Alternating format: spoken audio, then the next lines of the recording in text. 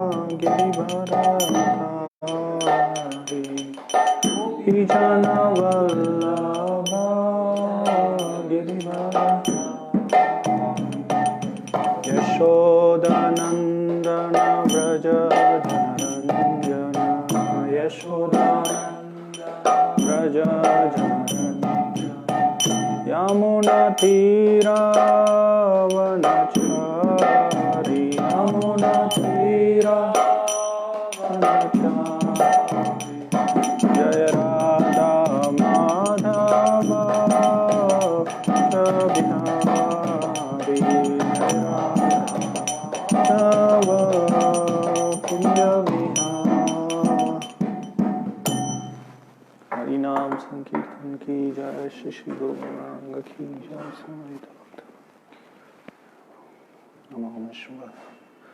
कृष्ण प्रेष्ठाय भूतले श्रीमते भक्ति विकास स्वामिनिधि नामिने नमो विष्णुपादाय कृष्ण प्रेष्ठाय भूतले श्रीमते भक्ति वेदांत स्वामिनिधि नामिने नमस्ते सारस्वती देवे गौरवाणी प्रचारिणे निर्विशेष शून्यवादी पाश्चात्य देशतारिणे वंदेहं श्रीगुरो श्रीयुतपदकमलं श्रीगुरून् वैष्णवांश्च श्रीरूपं साग्रजातं सहगण रघुनाथान्वितं तं सजीवं साद्वैतं सावधूतं परिजनसहितं कृष्णचैतन्यदेवं श्रीराधा कृष्णपादान् सहगण ललिता श्रीविशाखान्वितांश्च जय श्री कृष्ण चैतन्य प्रभु नित्यानंद श्री अद्वैता गदाधर श्रीवासदि गौर भक्तगण हरे Krishna Krishna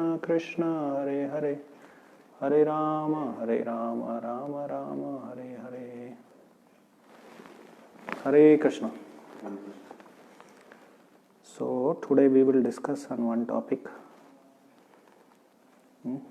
The pleasures of this world are illusory. Illusory means, you understand? Not real. Pleasures, happiness in this world is illusory or not real. So I'll give some 7-8 reasons why it is illusory, why it is not real. First one is, suffering is considered as happiness in this world. Suffering. How suffering is considered as happiness? Like people, whatever they consider it as happiness, actually it is suffering. For instance, you take smoking. Is it happiness? It is. You take some hot tobacco air inside and leave it out. Is it? It's not happiness. It's a suffering actually. But because due to lack of intelligence, people, because of not understanding, because of lack of knowledge, they don't. Our founder Acharya Srila Prabhupada used to give an example of camel. In the desert, a camel eat cactus, cactus leaves. So those cactus leaves would have thorns in them. And when that, because in desert there is nothing other than cactus to eat, and camel is an animal of desert, right? So when it eats cactus, so along with that cactus leaf and thorns, so as soon as it eats, from the tongue blood comes out, right? Blood oozes from the tongue, and that cactus leaf and thorn mixed with blood, it appears very palatable for camel. Then afterwards what happens?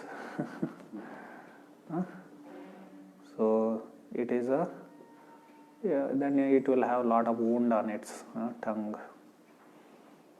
So similarly, we also think in this world, highest pleasure is considered as sex. Sex is considered as highest pleasure. So even that is also suffering, because just like camel is eating and eating thorn mixed with blood. Similarly, we are also losing semen, blood in the form of semen, and we think that when the semen releases, we think that it is happiness actually. But along with that, what is happening? We are losing blood. So in Ayurveda, it is said that 1 drop of semen is made from 64 drops of blood. Anyway, in this way, because we are discussing this very briefly, each one of these reasons can become lecture of topic of a lecture itself. So then second reason, first one is suffering is considered as happiness. Second is temporary relief between two miseries is considered as happiness. In this world, because Lord Krishna also in Bhagavad Gita, he says, he certifies this world because he is a creator. Just like a designer of the building knows where is what in that building. Similarly, creator, being creator, Krishna, God himself, he knows what is the nature of this world. So he says that dukkhalayam ashashvatam. This world is full of miseries, sufferings, and temporary it is. Everything is temporary, you see. We'll see. So continuously there are miseries keeps coming. In between, when there is no suffering or miseries, we call it as happiness. Temporary gap between two miseries is considered as happiness. Just for example, when you are studying in one semester, there would be many exams, internals, exams. So when there is exams, when there is no exam, students feel very happy, right? It's a relief, right? So that's why we say gap between two miseries. No one is happy to give exams, but unfortunately, fortunately or unfortunately, you have to give exams. So temporary gap between two miseries. So traditionally there was a system of punishing criminals. So their hands and legs were tied and they would be dunked in the water. Dunking, you all understand, immersing in the water. So then they are about to die, they are taken out of the water for a brief moment, just so that they can breathe in. And again they are put inside the water. So that little moment when he is out of the water, so that person feels great relief. So that's why happiness in this world is a gap between two miseries, because continuously miseries keeps coming.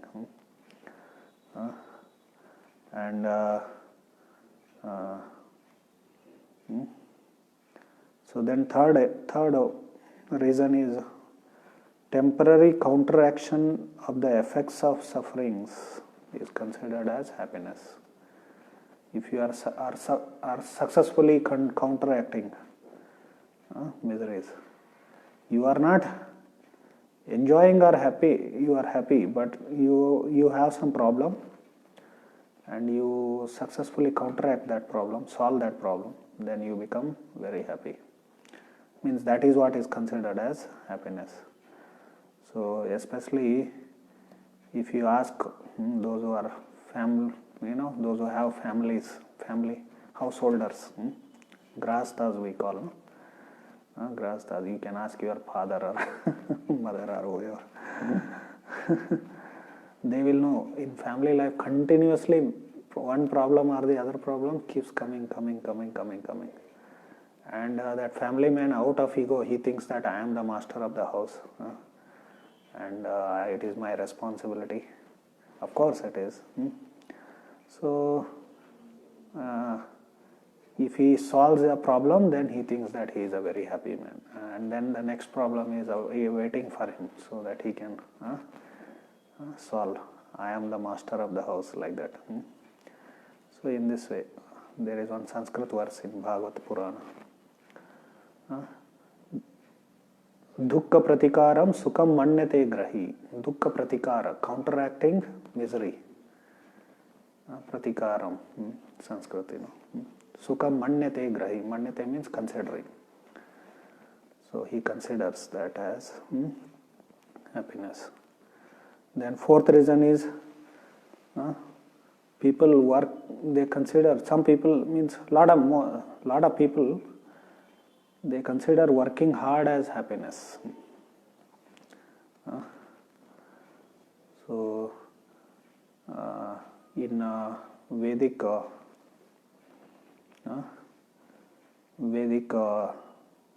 cosmology or Vedic Sankhya system, Sankhya Darshana, there is one philosophy, one school of philosophy called Sankhya Darshana, and in Bhagavad Gita also. So there are three energies of the nature, potencies of the nature. So they are called as gunas, three gunas, sattva guna, rajoguna and tamoguna. In English you can translate them as goodness, passion and ignorance. Sattva, raja and tama. Rajasu, tamasu in Kannada. Satvika, like that, Satvika. You must have seen many boys have name Satvik. Right? Satvik means goodness. So that is considered as highest guna in this world. So they are the constituents of this nature. Everything is made up of these three gunas. They are ingredients of this material nature. So three gunas. One of them is rajoguna, passion. Characteristics of this rajoguna is to be always active. And goodness means peaceful, very peaceful, happy, content. And tamasic means he is lazy, crazy, mad, like that kind of. So that is tamoguna. So that middle one is rajoguna. Rajoguna means very active, very hard working. He wants name and fame. He wants a lot of material enjoyment. So presently society is run by this tamoguna and rajoguna. There is nothing goodness in there. Satvikness is not there. Sattva is not there. Satvik is not there. So everyone is very active, running here and there, here and there, here and there.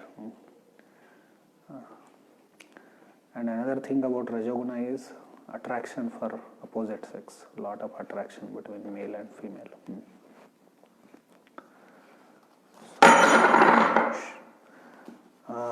Anyway, these people who are in rajoguna, in mode of passion, passion means P-A, not F-A-S-H-I-N. This is P-A-S-S-I-N. So mode of passion. In this mode of passion, people are, they are very active and they can't be happy without working hard.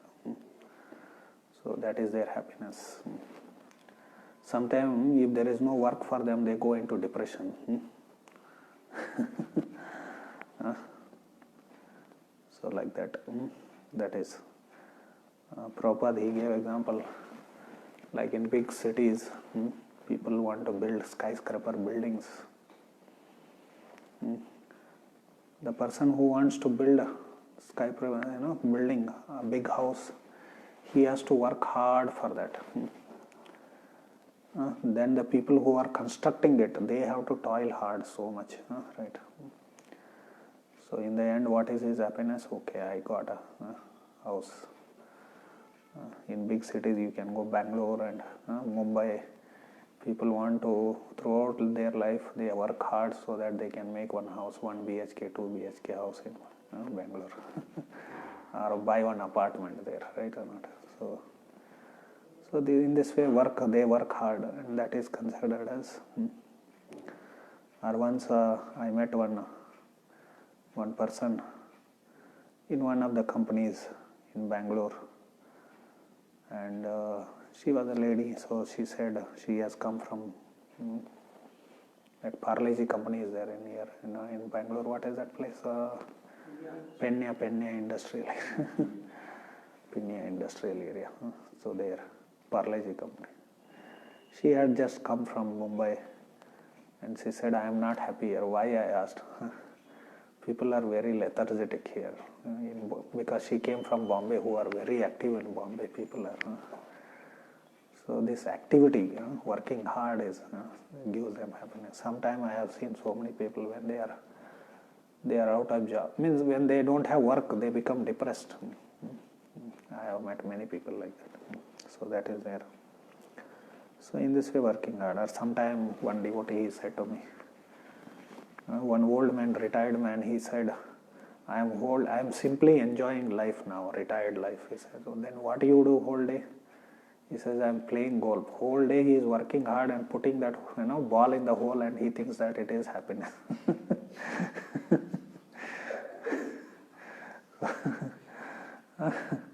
Working hard to put that ball in the hole is considered is happiness.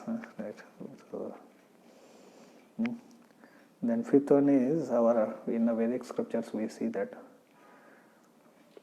happiness in this world is compared with mirage. Mirage, you see on the road in the sunny day, on the road you see the reflection of water, right or not? That is considered as mirage. So generally in the desert there would be mirage. There is no water there, but there would be mirage there.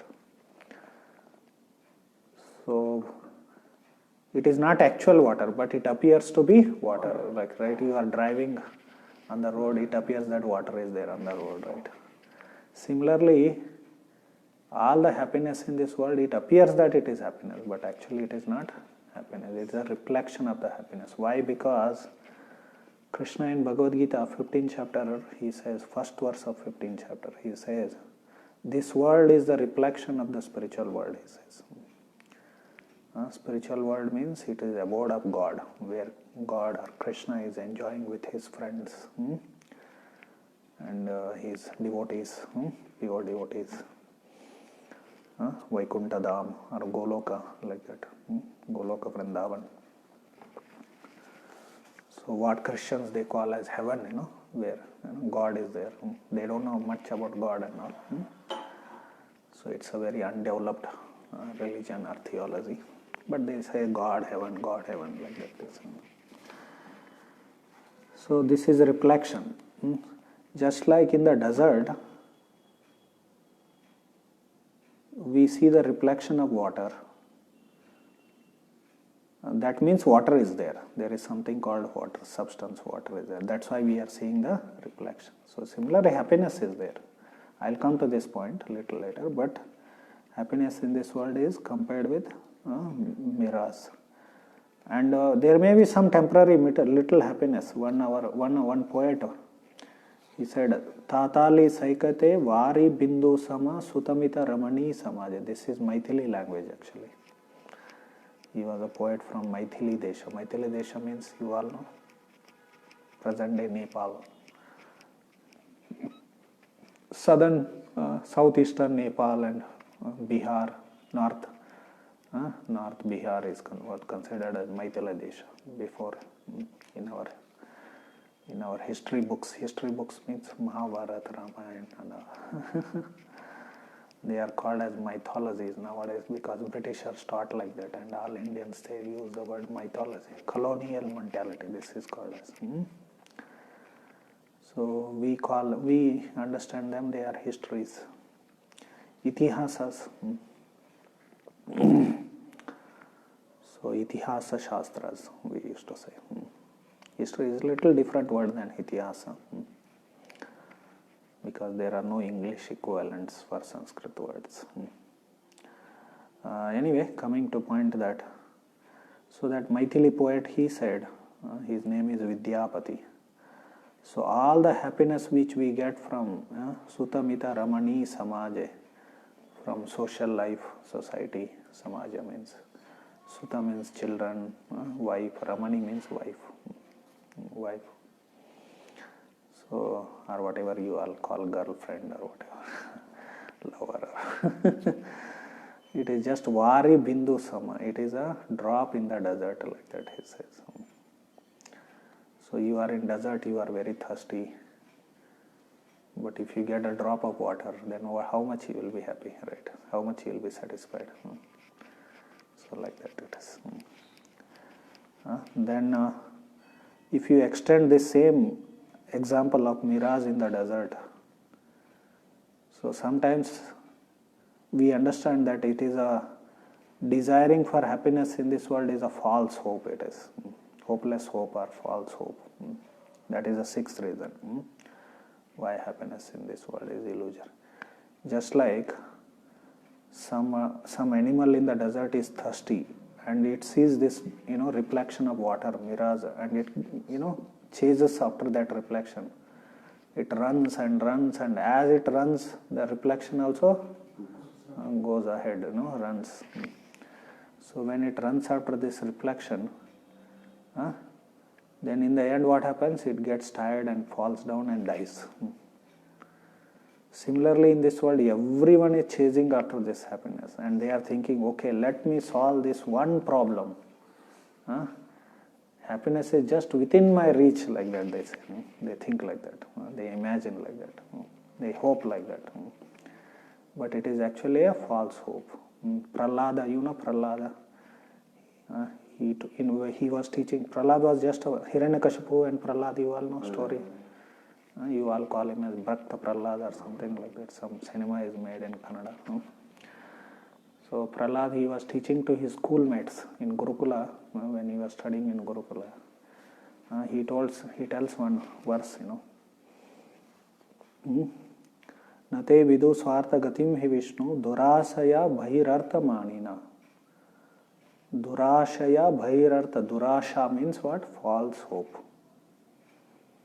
Asha means hope, right or not? Durashaya means false hope or hopeless hope. So Bhahirartha Manina, this material enjoyment is like that. He told it to his friends. Our real self-interest is Lord Vishnu, he says, or Krishna. But this material enjoyment is not actually our real self-interest. It is just and Durashaya Bhahirartha Manina means this temporary. Bhahi means external body. Atma, this body is covering on the Atma. Atma, self, soul. So we consider these external causes as very important. Seriously, we take them seriously. Out of a hope that we will become happy, like that.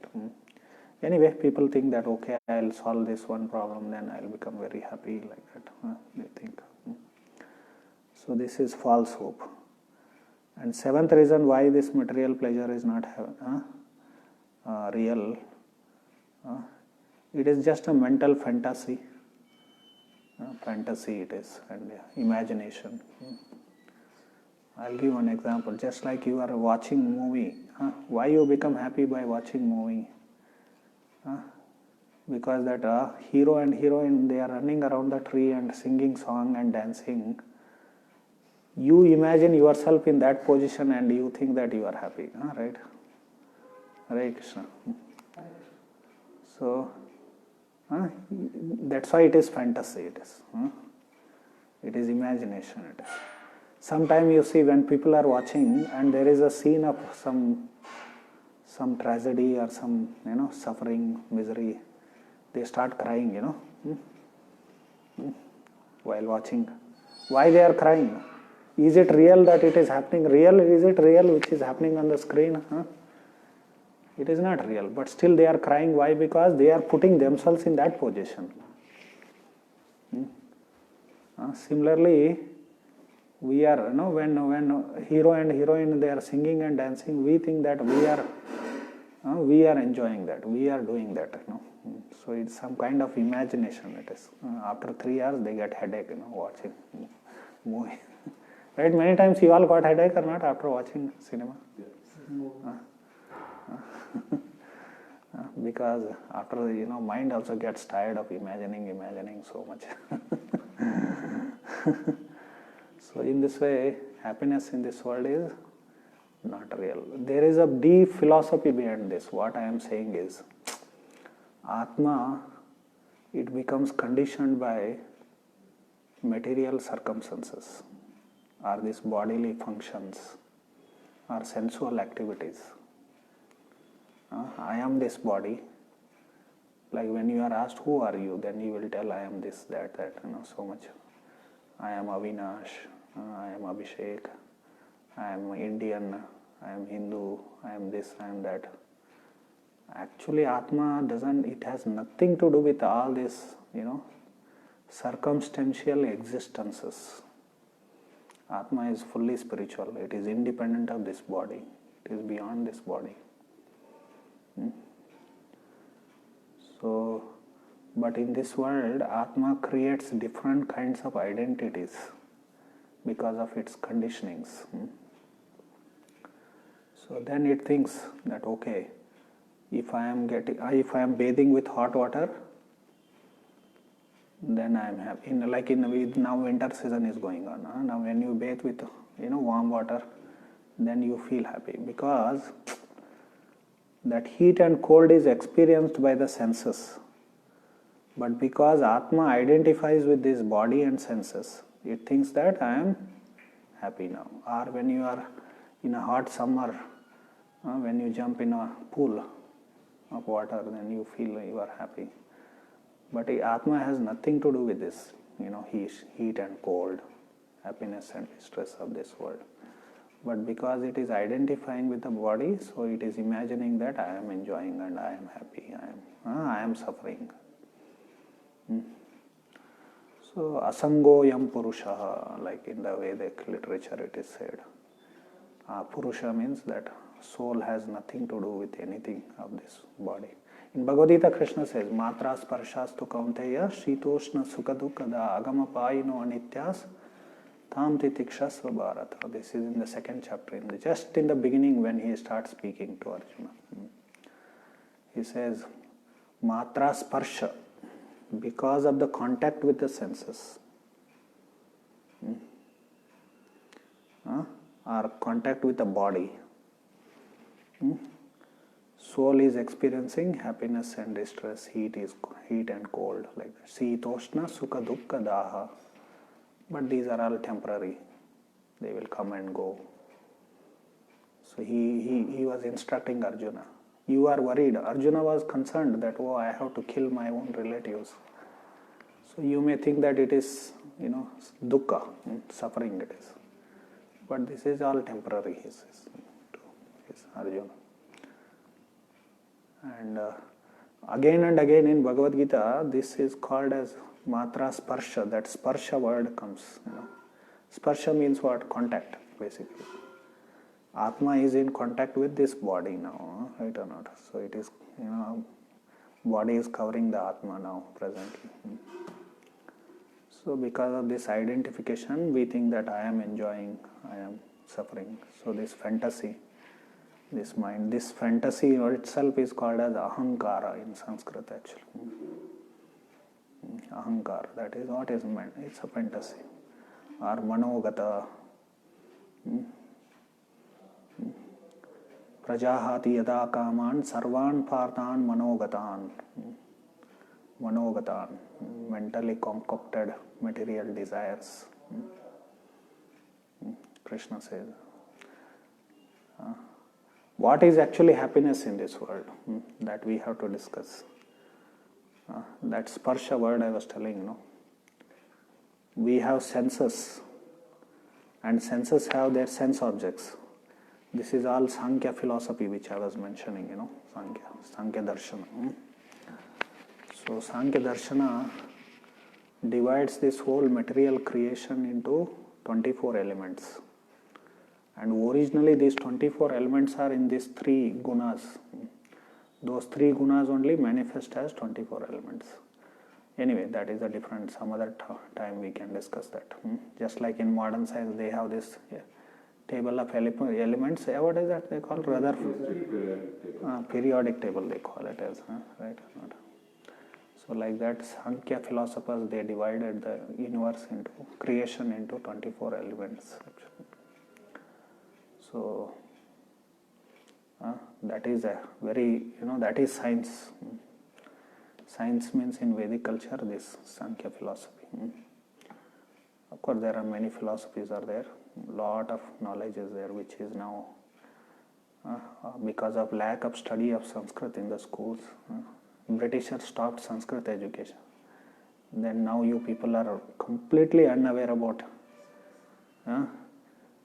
philosophical, religious and cultural history of India. Modern Indians, they are completely unaware about it. They don't know any clue of it. Modern Indians, philosophical, so much philosophy, knowledge is there. Science, philosophy, arts, everything. Technology. Actually, present technology, this technology is considered as demonic by Vedic sages. Actually, it is Asuri. Because why it is Asuri? Because it creates lot of painful, hard labor. Actually, software is also painful, hard labor. It is because it is so much mental stress it brings actually to develop it. Like your seniors, those who have passed out, you can ask them actually. Those who are working in Bangalore or something, whole night they sit in front of laptop and their body becomes potatoes, right?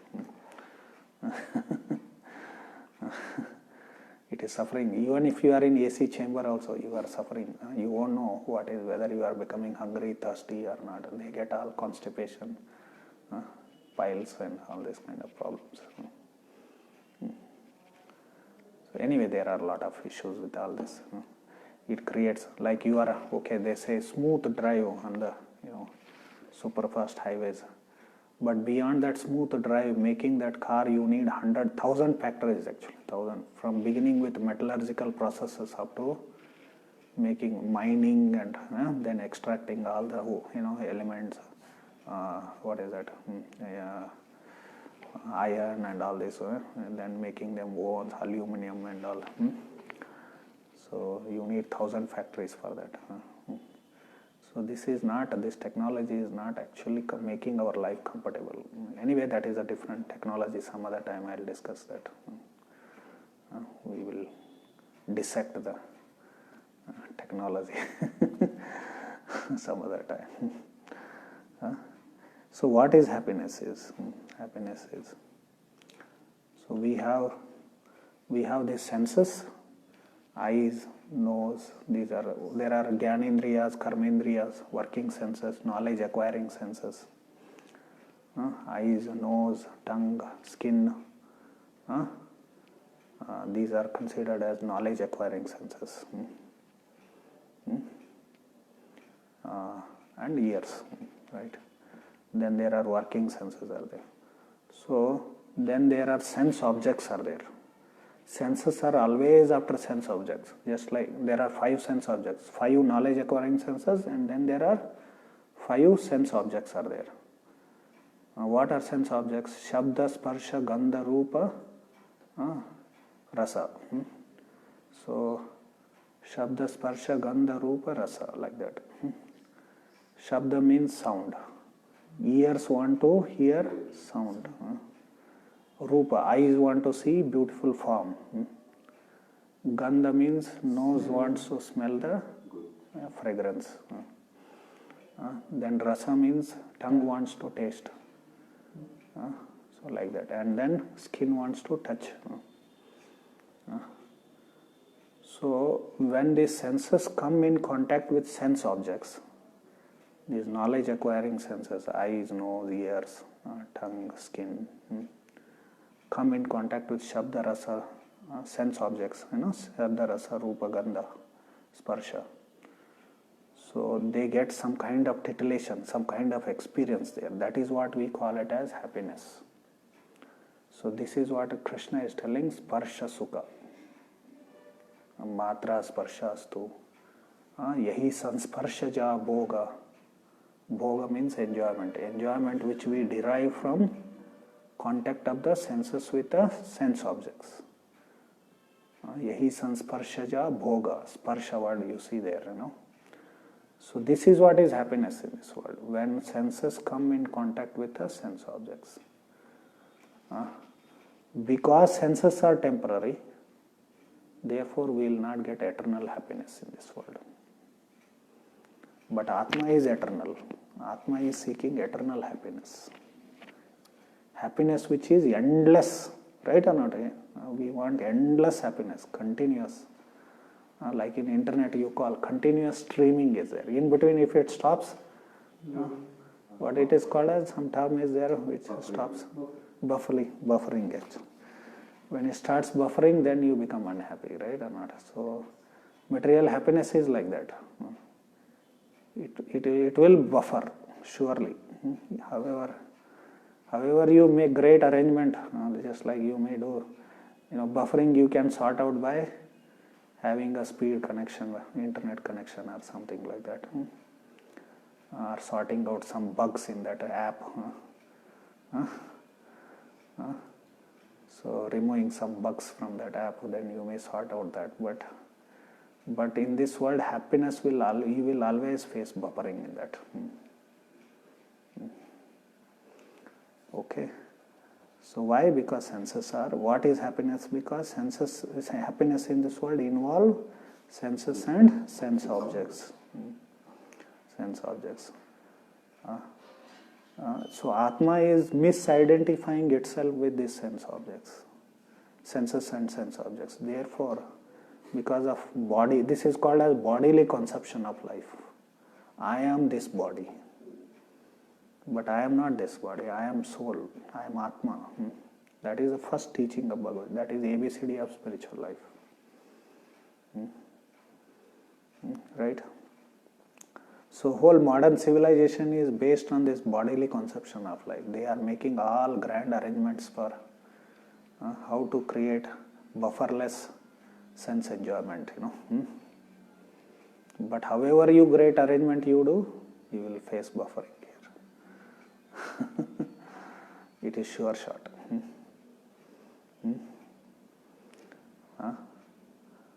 Then anyway, so I told how we misidentify. That's why it is all fantasy. It is a fantasy of the individual soul, who is in illusion. He doesn't know his real identity.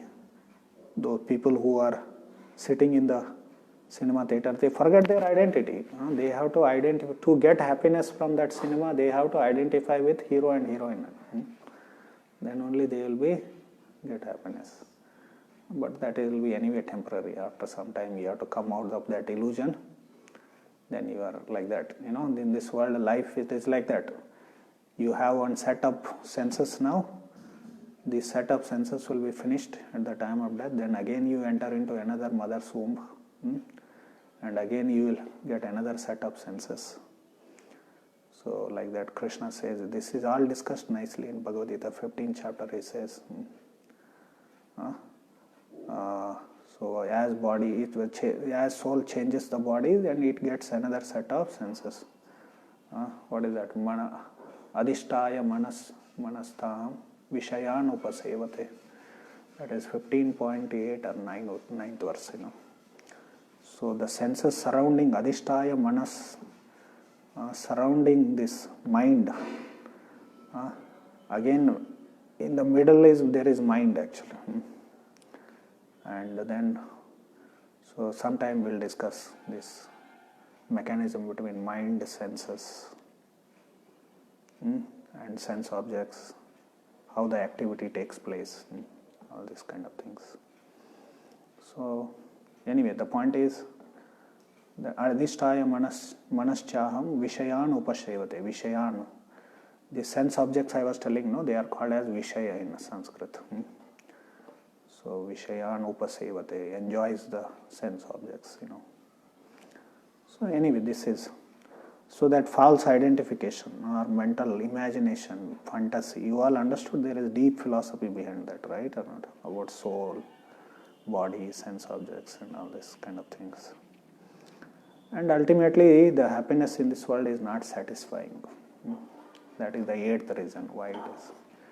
Why it is not satisfying? Because it has nothing to do with Atma, soul. It is only related with this body. There are another word is there, satiation and satisfaction. Satiation and satisfaction. Satiation means like you eat one gulab jamun, you eat 1, 2, 3. After some time you become disgusted with it. That is called as satiation. But desire is there in the heart to eat more, but you cannot eat it. You got the idea?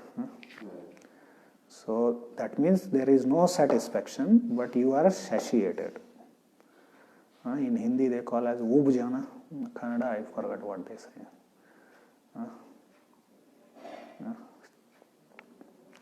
So you are satiated, but you are not satisfied. So in this way, these are the 8 reasons why this material pleasure is illusory. It is not real. So Hare Krishna, Krishna Krishna, Hare Hare. Oh, another thing which I mentioned. Then what is the real happiness? There is one verse in Padma Purana. It describes what is the meaning of Rama. Ramante yogino anante satyananda chidatmani iti Rama padena so parabrahma vidiyate. Parabrahma is called as Rama. Why he is called as Rama? Why his name is Rama? Iti Rama padena so parabrahma vidiyate. Rama pada. With the Ramapada, Parabrahma is addressed as Ramapada, with Ramapada. Why? Because anyone who comes in contact with him, Ramante yogino anante satyananda chidatmani. Chidatmani means, we were telling, senses are temporary. So yogis, Ramante yogino, Ramante means enjoying. Yogis enjoy Satyananda Chidatmani with their transcendental senses, real senses. These senses are temporary, I told, no? Therefore they are not real. They are only for some time. Senses. Then I said another set of senses you get, right? So the yogis with their real senses, Atma also has form. Atma has its spiritual form, real form. With that real senses, Atma or yogis, those who are engaged in spiritual activities. Yoga means not just this physical exercise. Presently, yoga means, as soon as yoga means, immediately this physical exercises, vyayam, that comes to your mind. That is one physical aspect of that. There is nothing spiritual in that actually. It is connected to spiritual. By doing yogasanas, pranayama, you control your ears, control your senses. So that helps in meditation and all. That is Ashtanga yoga. That is different. So yoga means connecting with the Supreme, connecting with God. So Ramante yogino anante satyananda chidatmani. They experience real happiness, satyananda. Actual, true happiness in connection with, when they come in contact with Rama. Therefore Rama is called as Parabrahma. That means Parabrahma, Supreme Lord, is reservoir of pleasure, reservoir of happiness. Anyone who comes in contact with him, they will also experience real happiness. Therefore yogis they are the most happy people. So in Bhagavad Purana it is told, 2 people in this world are happy. One is yogi, Paramahamsa. Another person is madman. In between everyone is miserable. Why like that? That yogi or a Paramahamsa, he is in connection with Rama or Krishna, whatever. So like just now I said about Rama, similarly there is one verse about Krishna also. Krishir bhu vachako shabdo nasto navrati vachaka tayoraikyam parabrahma Krishna ityobidya.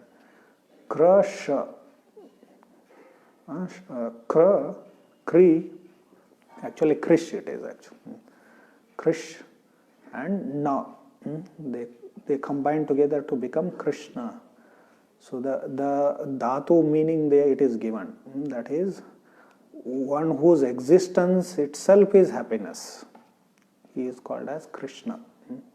That's why he is all attractive. That is another Krish. Krish also means attraction. One who is very all attractive. Why is attracting? Because it's happiness, only happiness, pleasure.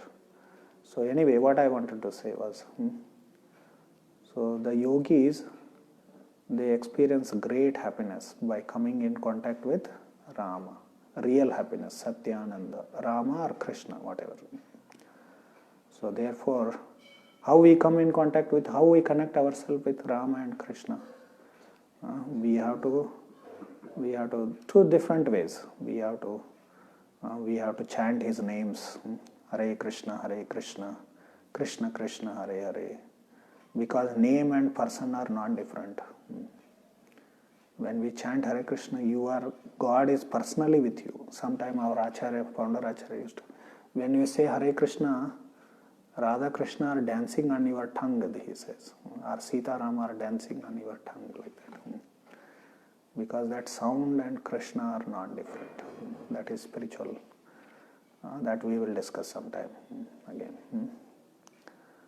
So in this way, anyone who comes in contact with Rama and Krishna, they will experience real happiness. Yogi means one who connects with Rama and Krishna. That is supreme. Yoga, yuj word. Yuj means to link or connect. That dhatu, yuj dhatu. In Sanskrit, yuj dhatu means linking or connecting. It's clear? Once Prabhupada was asked, what is the happiness of Krishna consciousness? In America he was asked by a young man, hippie. So Prabhupada said, it's an ocean of LSD, he said. Because hippies, they know best happiness is only happiness of LSD.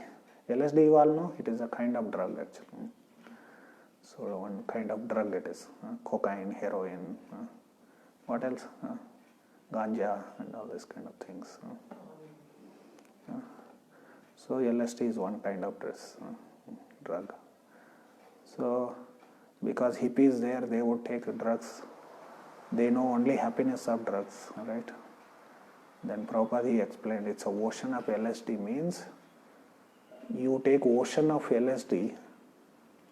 Actually there is nothing called happiness there, but he is explaining the happiness of Krishna consciousness in terms of their language, in their words. That means it is unlimited happiness. Hare Krishna. Any questions, comments?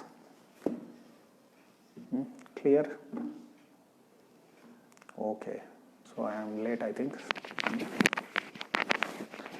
Hare Krishna. Got late, no? Right? What time hostel closes, right? Gate closes, no? Hostel gate? None of them is hostel. They are not from hostel.